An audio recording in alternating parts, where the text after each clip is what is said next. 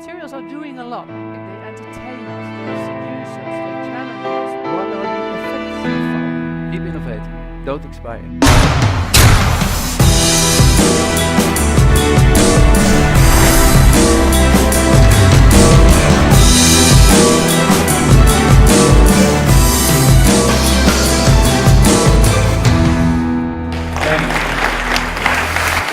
name is Godert van Hardenbroek from Edorado Marine. As the world is transitioning to more renewable energy and more electric applications, I think that the future of powerboating is also electric. And currently, a lot of powerboats particularly are not very clean and produce a lot of pollution.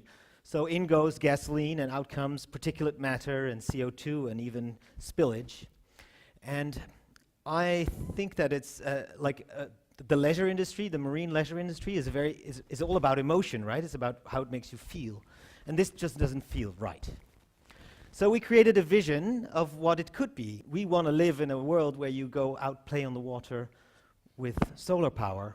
So it's a vision for solar-powered marina with a local smart grid. And this is based on electric powerboats. So, and it's not that nobody tried actually, because in Slow we see a lot of electric boats. In Amsterdam there's a lot of electric boats, slow electric boats. And a company like Torqeedo has sold more than 50,000 units actually, so it's definitely something that's happening.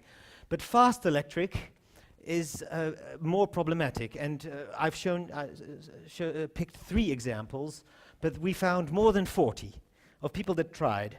And the problem is that they become very expensive and they are inadequate because they lack sufficient range. And it has to do with the laws of physics actually, because if you go fast, the power requirement goes up by the cube. There's lots of engineers here today that will tell you how that works, and so they are inadequate.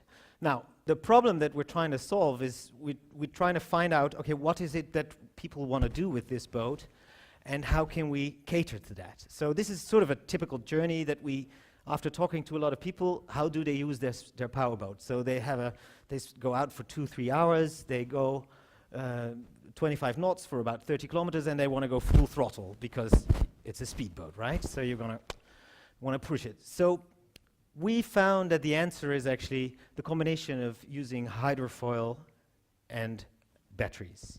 So we are setting out to create this boat, a combination of hydrofoils and electric propulsion. It's a surface-piercing hydrofoil. Hydrofoils lift the hull entirely out of the water, which means it reduces drag tremendously. It can something up to 70% even. And this means that the combination of a battery, which actually has quite limited energy content, and speed does work. So where did we go and have a look? We went to look at the America's Cup, obviously, and we hired this man, Tom Spear. He's a designer on the Oracle team, and he designed the hydrofoil system that we're currently developing.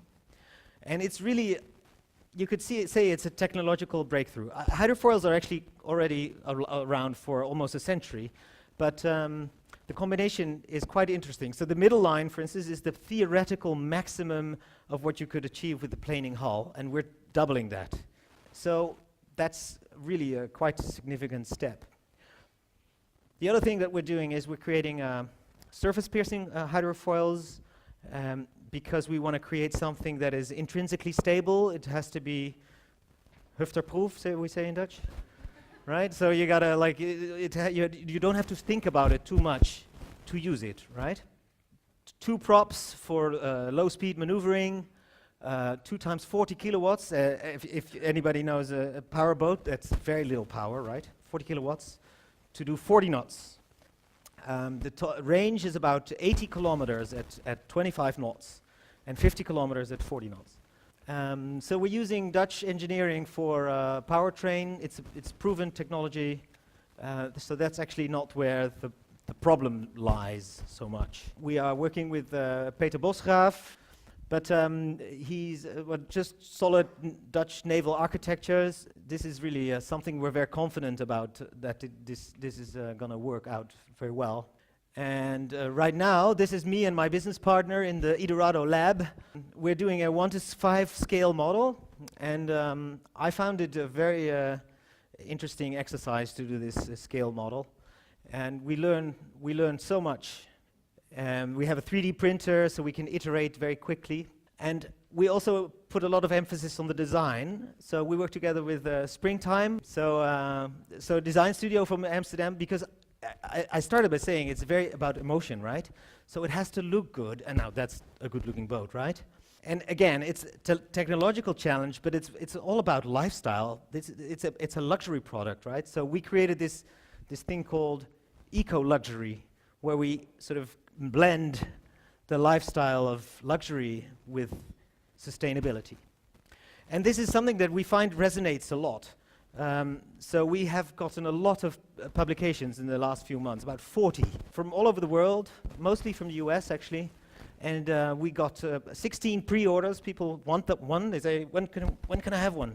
So we think this is a perfect time to switch to electric. Yeah, I think it's going to be amazing. Don't you want one? Yeah. Thank you very much.